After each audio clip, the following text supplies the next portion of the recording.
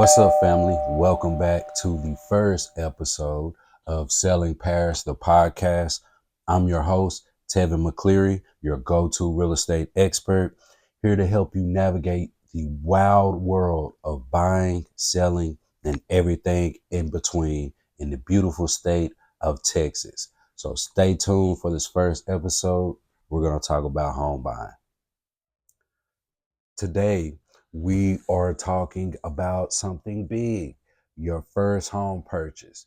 If you have been dreaming about owning your first home, but don't know where to start, buckle up, man, because I'm going to break it all down for you.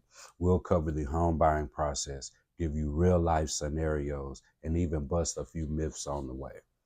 And I also have a wild real estate story later in the show that you don't want to miss. Stay tuned. All right, y'all, let's get into it. Buying a home isn't just about scrolling through listings and picking the prettiest house on the market. There's a process, y'all. And if you don't know it, you could end up making a costly and expensive mistake. So you don't want to do it. So pay attention. And here's the step by step breakdown of how to buy your first home. So, number one, get your finances in check. Check your credit score. Anything above 620, but really 580 or above, you're in the game. The higher the credit score, the better. You really want to aim for that 620, 640 credit score because those usually where you get the best rates and terms. So check your credit score. Save for a down payment. Spoiler alert. Let me give you this spoiler alert. You don't always need 20% down, y'all. First time home buyers typically, some put down 3.5%. You can get an FHA loan and put down 3.5% of the purchase price. The higher the better that you put down though. Get pre-approved for a mortgage. This is the golden ticket in this market. You want to get pre-approved because that shows, for one, the sellers that you are serious. It also it lets you know what you can afford. You don't want to look at a $400,000 house if you're only approved for $300,000. You get what I'm saying? So get pre-approved for a mortgage. Number two, you want to hire the right real estate agent. Me. I'm gonna say that again. Me. Nah, I'm playing. But hire the right real estate agent. Someone you want someone who knows the real estate market, whatever market you are in. You want somebody who knows the real estate market like the back of their hand, man. Um, just like me, like I said. Then once you hire the right real estate agent, then you will go house hunting. That is when you can actually go house hunting. But let me back up a little bit, because once you hire a real estate agent, you will sign what is called a buyer and tenant representation agreement. In order to go look at homes and view homes, um, you will need to have one of those signed with a real estate agent. So make sure you have that buyer and tenant representation agreement. Will be making a video about the explaining the buyer's representation agreement, and give y'all little tips on that as well in a future video. But I do have a video on my YouTube page that does talk about the buyer and tenant representation agreement. So number three, you want to then go house hunting, the fun and stressful part. Man, what to look for? You want to look for location, resale value, and hidden costs. House versus a home. There is a big difference between emotional buying and smart investing. You want to not always make your move uh on I'm sorry, y'all, my mind went blank. You don't always buy off emotion. You don't want to ever buy off of emotion. That can cost you thousands of dollars, to be real. So don't do that. So next up, making an offer and negotiations. Lowballing is a bad move, y'all. You don't want to go to the seller with a low ball price and something that the house is less than. Like, you know, the house is worth more than what you're offering. Don't do that, guys. That just it's just a bad ordeal. You're not gonna, you know, you're not gonna be successful doing that. So study the market. Your real estate agent, that's why I say hire the right real estate agent. Your real estate agent will run what is called a CMA on the property, a comparable market analysis, to make sure that you're not overspending on the property. We'll put in the offer, we'll check the taxes, we'll check the the last year appraised value, we'll check the local neighborhood, we'll check all those things for you and come up with a solidified offer, a fair offer, fair market offer. So that's what we'll do. Understanding contingencies during the real estate process. Once you have the offer accepted and you go under contract, you are now in what's called an option period. If you have that in your contract, you are in what's called an auction period. This is when you do your inspections. The lender orders the appraisal, and this is when underwriting and all those things go into place. The inspections, appraisals is a cost that you will have to pay at the time of the service. So make sure you have those funds available as well. But the good thing about that is those funds that you pay for, like the inspections and appraisals, those will come off of your closing costs at the end. Those will come off of what you bring to the closing table. So good move, right? Number five. Then next up, we got closing the deal. Next up, man, I'm talking about final walkthroughs. We're gonna make sure the seller actually repaired everything that we asked for during negotiations, right? We want to ask, you know, if we ask for the seller to repair the windows, to repair uh, any little thing, whatever, we're gonna make sure on that final walkthrough that the seller actually repaired those things. Paperwork, we're going to do paperwork, and then we're going to get the keys in your hand. Now, if that sounds like a plan, or if that sounds like a lot, don't worry. I'll guide my buyers through the everyday.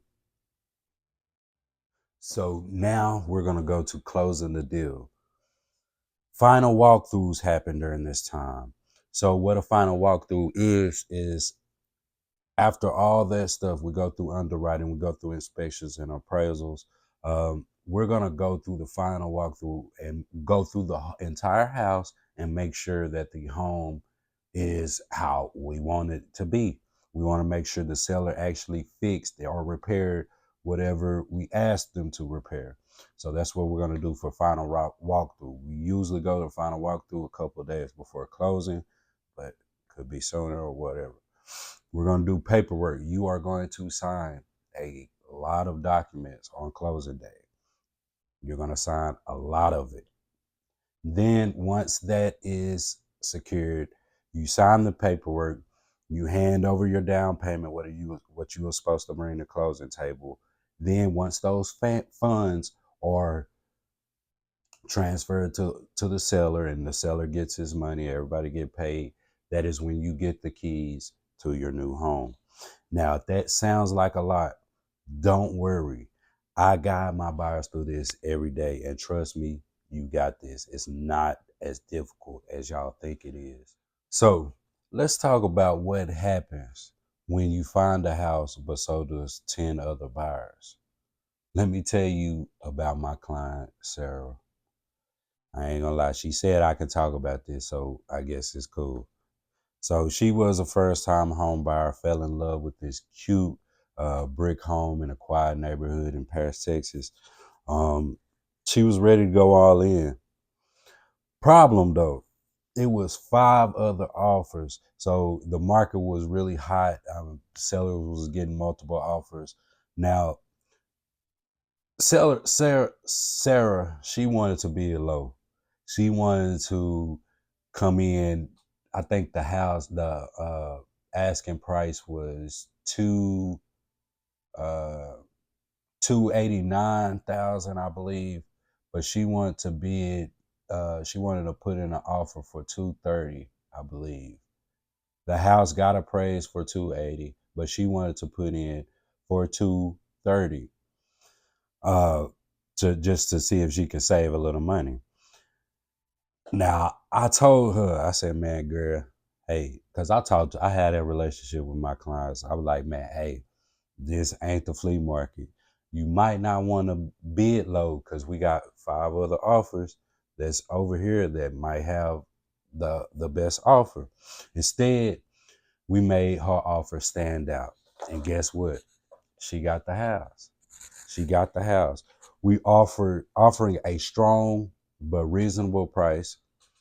We even added a personal letter to explain to the seller why she is trying to buy the home and what is her plans for the home. We also was flexible on the closing date, which was good. And guess what? She got the house. Moral of the story is it's not always the highest offer that wins. It's the strongest offer. So put in the strongest offer possible, guys. All right, y'all, let's talk about some myths out there that's running these real estate streets. And let me tell y'all, they lying. They lying like a mug. So let's get into some home buying myths. The first myth, number one, we got is you need 20% down to buy a home. It's not true. It's not true at all. Truth is, nope. There are FHA loans with little as 3.5% down, and VA loans with 0% down. Also, USDA loans with 0% down. You don't always have to put in that 20% down. Myth number two, you don't need an agent, just use Zillow. That is a lie. Truth is, Zillow won't negotiate for you. They won't protect your interests, and definitely won't tell you when a house is overpriced. They'll be just they'll be after the bread, right? They'll be after the money. Get you a real estate agent. Myth number three, the listing price is what you'll pay. That is not true. Man, I'm gonna tell you, the last 2 deals I got, my clients got it under for what they was asking for. My last client that closed in December, she ended up coming in with equity. So just because you look at if that the seller's asking for 350,000, we don't have to give them the full 350,000. We can negotiate it, right? We negotiated to pay.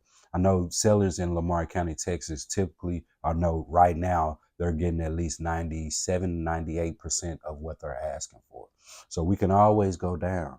Oh, don't make a low ball offer, but we can always offer less. So those are the 3 myths that I'm gonna give y'all today. Woo! That was a lot. I know, man. But I hope you feel way more confident about the home buying process now. You can also go on my YouTube channel, Selling Paris, and you can also see the first time home buyers event that we had previously. It breaks down the whole home buying process even more. So if you're thinking about buying a home in Texas, in Northeast Texas, or anywhere, matter of fact, reach out and I love to help make this process smooth and stress-free for you. Oh yeah, and don't forget, next week on Selling Paris, we're going to be discussing the biggest mistakes home sellers make and how to avoid them. You really don't want to miss this episode. We're going to turn up for the sellers, man. We're going to turn up. Until then, though, keep dreaming big, keep planning smart, and I will see y'all next time on the next episode of Selling Paris. Thank y'all for joining.